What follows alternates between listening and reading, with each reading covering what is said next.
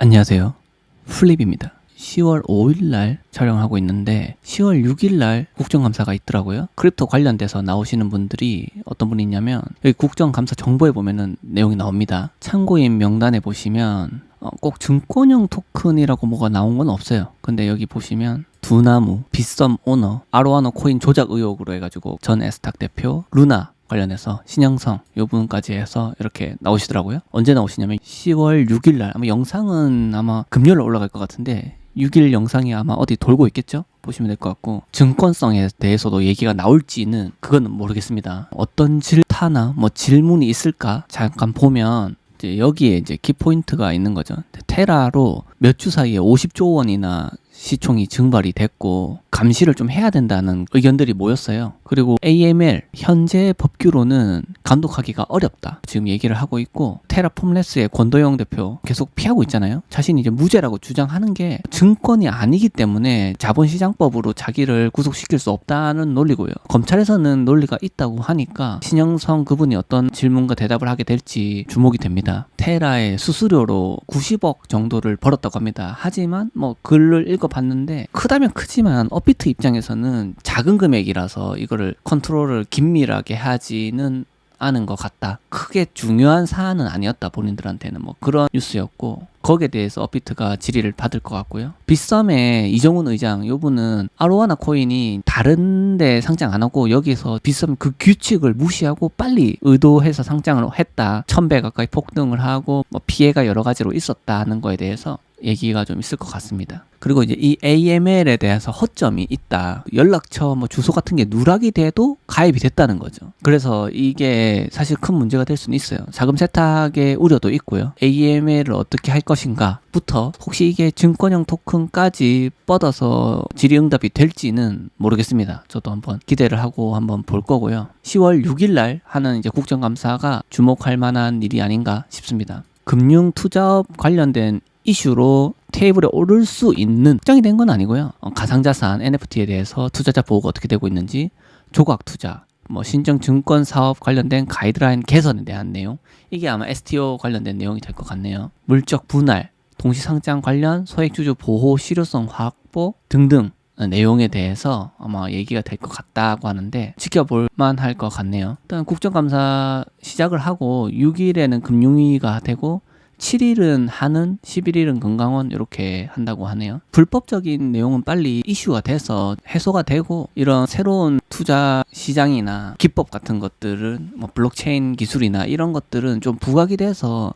좀 널리 알려질 수 있도록 좋은 효과가 국감에서 나왔으면 하는 바람이 있습니다. 그리고 이게 헥슬란트라는 업체가 있는데 여기서 웹3 컨퍼런스를 한답니다. 날짜는 나와 있는 게 없고요. 본인들 유튜브에 공지를 할 거고, 거기에 증권형 토큰의 미래에 대해서 얘기를 한다고 해서 저도 기다려보고 있는데 아직 뭐 얘기가 나온 건 없는 것 같아요. 토큰롤 2022에서 블록체인 실물을 배워라, 그런 내용인데 영상은 몇 개가 올라와 있더라고요. 뭐 이렇게 몇 개가 올라와 있는데 그게 만약에 나오게 된다면 제가 확인해보고 말씀드릴 수 있도록 하겠습니다. 그리고 이 미카, 저번에 계속 말씀드리고 있죠. 미카와 부산 블록체인 특구에 대해서 국제신문에서 뉴스가 나왔는데, 요는 이겁니다. 증권형 토큰하고 NFT는 미카의 적용 대상에서 제외된다. 가상 자산에 대한 규제 법안이기 때문에 미카는 요 안에 들어가려고 하는 거죠. 일반적인 토큰들이. 대체불가 토큰은 성격상 증권성을 띈 확률이 높거든요. 증권형 토큰은 그냥 증권인 거고, 그런 것들은 미카로 해석하기는 어렵다, 그런 거고.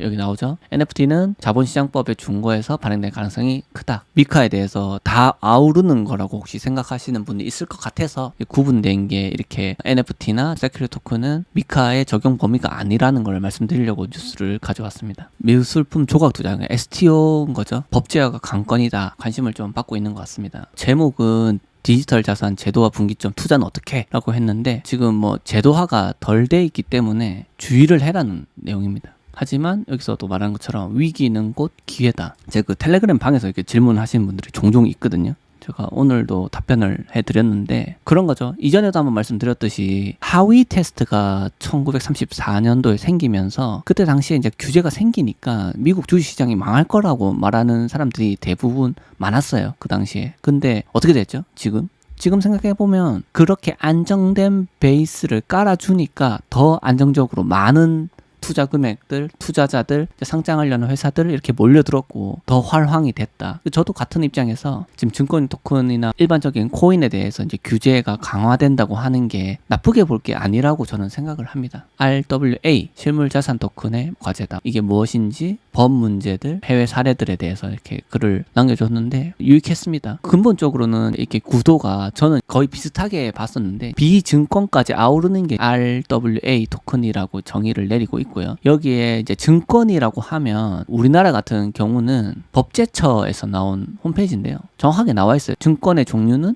채무, 지분, 수익, 투자 계약, 파생 결합, 증권 예탁 이렇게 6가지. 각각이 어떻게 된다는 거는 여기 검색해 보시면 다 나옵니다. 정의나 예시가 어떤 건지. 거기를 제외하고도 대출 채권이나 동산에 대한 권리를 이제 비증권으로 분류해서 그런 것까지 아우르는 게 RWA 토큰이라고 얘기를 하는데, 결론적으로 지금 이것까지 정의를 하거나 얘기를 하는 거 확장적인 얘기이기 때문에 RWA라는 조금 생소한 이 용어를 가지고 정부에서 규제를 하거나 뭘 할까는 사실 물음표입니다. 일단은 먼저 코인이나 토큰들을 증권성이 있냐 없냐로부터 먼저 나누고 증권형 토큰에 대한 규제를 자본시장법으로 어떻게 할 건지가 먼저 우선적으로 될 거라고 생각을 하고요. 다오에 대해서 이제 실물 자산과 연결된 이슈를 어떻게 보느냐도 좀 흥미로운 내용이고요. 여러 가지 조합처럼 개모임하는 것처럼 이렇게 투자가 들어가는 거라서 이게 실물 자산에 대한 권리가 실제로 어떤 사람한테 돼 있는가, 특정에 대한 문제가 있고 권리를 어떻게 보장할 수 있는가, 지금 현재 법규로 지정하기는 좀 어렵지 않나, 그래서 좀 시간이 걸릴 거다. 그런 실제 이제 실물 자산이 동산인 경우에는 커스터디에 대한 이슈도 생길 수 있죠. 당연히 점점 확장돼 나갈 거다라는 생각이 들고요. 행정적으로 봤을 때 2025년까지 이제 저희가 과세가 없잖아요. 그렇기 때문에 25년까지는 실물 토큰들, 증권의 토큰이나 이런 데서도 과세를 하기 어렵지 않나 하는 시각을 보고 있는데 좋은 기회죠. 그 전에 좋은 수익이 낼 수 있다면. 근데 이제 이게 해외에서 발행된 걸 할 경우에는 해외 직접 투자 신고 대상이 될 가능성이 있다. 거버넌스 토큰이 그 법인의 지분의 역할을 할 경우 이 회사의 지분에 해당하는 토큰들이 있잖아요. 그런 것도 있고, 아니면은 우선주에 지분에 영향 없고 의결권이 없는 토큰들도 있고. 근데 이제 지분이 있는 경우에는 출자 지분의 10% 이상에 해당되면은 외국한 거래 법령이 적용돼 가지고 내용에 따라서 취득권 신고가 필요하다. 직접 투자의 경우는 규정상 50만 불 미만은 사후 보고할 수 있도록 한다. 은행은 관리하기가 어렵다라고 돼 있는데 아마 이거는 올해 4분기가 지나고 나면 조금 더 명확해지지 않을까 생각을 하고요. 지분 관계나 이제 본인이 투자하고 있는 것에 대해서 묻지마 투자를 하지 마시고 형태가 어떻게 되는지를 잘 알아볼 필요가 있다라는 말씀을 드리고 싶습니다. 요 개념이 STO 컨셉이 주목받을 때 제시가 됐는데 유야무야 됐다. 다음 사이클의 유력 주자로 떠오르고 있다고 하는데 이거 너무 조금 빨리 보시는 거 아닌가. 이제 STO 컨셉이 무르익고 나서 이게 들어가려면은 시간이 좀 더 걸리지 않을까 하는 생각을 해봅니다. 해외 뉴스를 이어서 보겠습니다. 위스덤 트리가 75빌리언 정도의 자산 관리를 하고 있는데 디지털 펀드 출시 예정이라고 합니다. 이건 늘상 나오는 뉴스인데 SEC가 암호화폐 프로젝트들에 대해서 문제가 있다, 증권성이 있다, 혹은 뭐 사기를 쳤다, 뭐 이런 거에 대해서 하이드로젠하고 마켓메이커 문워커스를 고소했다는 내용입니다. 제롬 파월, 지금 페드 의장이죠.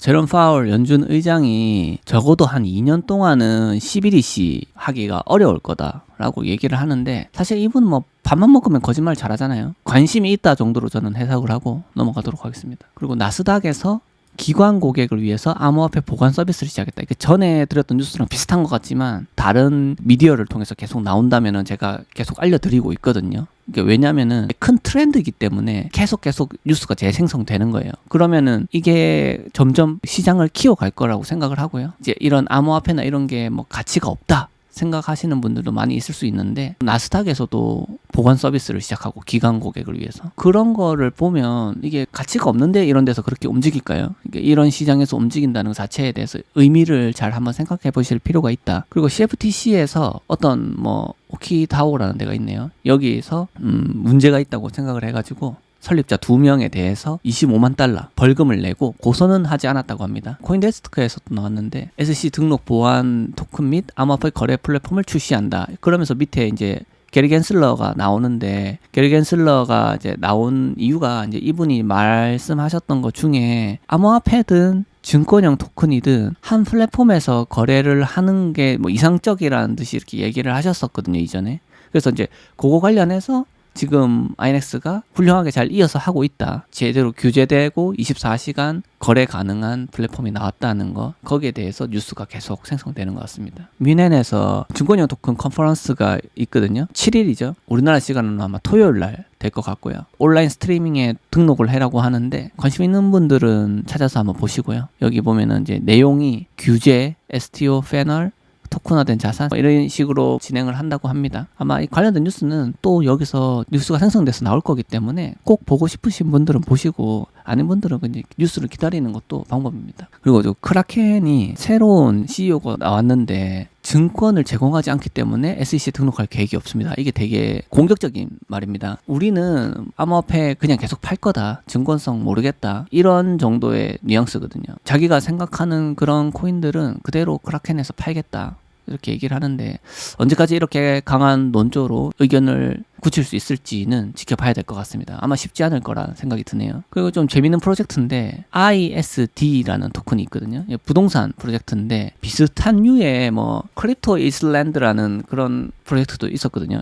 이전에 한번 봤는데 어쨌든 이 토큰을 가지고 있으면 파나마에서 어떤 스마트 도시를 만들 건데 거기에 관련돼서 어떤 투자나 이런 걸 할 수 있다라는 뉴스입니다. 그 내용이 뭔지 해서 한번 봤거든요. 이렇게 하겠다는 건데 사실상 이게 생겨나지도 않았고 지금 거의 뭐 황무지겠죠. 0.1달러의 토큰을 팔고 있고 미니멈이 200불인 것 같아요. 조심하시는 게 좋다.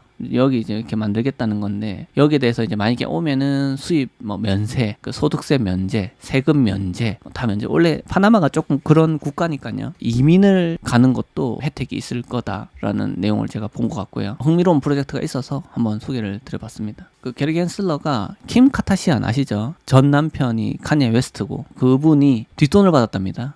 뒷광고를 했다는 거죠. 25만 달러를 받아가지고 거기에 대해서 벌금을 126만 불을 SEC에서 때렸습니다. 이 맥스라는 토큰이고 불법적으로 뒷광고를 했다는 거죠. 유명인이 이렇게 할 때는 광고를 받았다고 얘기를 해야 되는데 이분이 이제 인스타그램 팔로워가 3억 3천 명인데 거기에서 이제 돈을 받았다는 거죠. 오늘은 뭐 여러 가지 재밌는 뉴스들을 가져와서 말씀을 드려봤고요. 이번에 국감이 끝나면 좀 더 흥미로운 뉴스거리로 찾아뵐 수 있을 것 같습니다. 그리고 지금 제 유튜브가 감사하게도 거의 1000명 가까이 구독자분들이 생겼는데 거기 관련해서 향후에 원하시는 컨텐츠를 좀 만들어 볼 계획을 가지고 있거든요. 지금 현재 제 그 텔레그램 방 여기 지금 띄워놓을게요. 여기 텔레그램 방에서 오셔가지고 여러분들이 이제 의견을 주시거든요. 이런 컨텐츠가 있었으면 좋겠다. 그럼 거기에 관련돼서 한번 만들어 볼 수 있는 시간을 가져보도록 하겠습니다. 지금까지 시청해 주셔서 감사하고요. 다음 이 시간에 또 찾아뵙도록 하겠습니다.